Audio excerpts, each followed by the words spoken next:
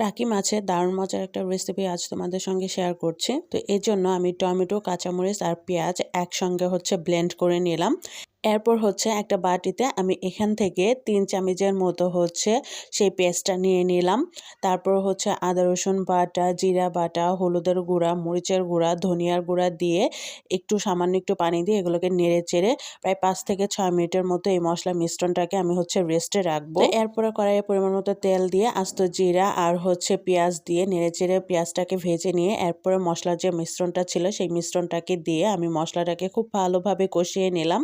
৬-৭ মিনিটের মতো মশলাটাকে কষিয়ে নিয়েছি। এরপরে ভাজা টাকি মাছ দিয়ে এগুলোকে নেড়ে চেড়ে আমি এতে পানি দিয়ে নিলাম। তো পানির পরিমাণটা কম করে দিয়েছি যেহেতু আমি এটা ভুনা ভুনা টাইপের করব। এরপরে আমি এটাকে রান্না করে নিলাম। তো দেখতেই পাচ্ছ রান্নাটা দেখতে কিন্তু মাশাআল্লাহ অনেক বেশি সুন্দর হয়েছে আর এটা খেতে আলহামদুলিল্লাহ অনেক বেশি মজার হয়েছিল। তোমরা ট্রাই করতে পারো।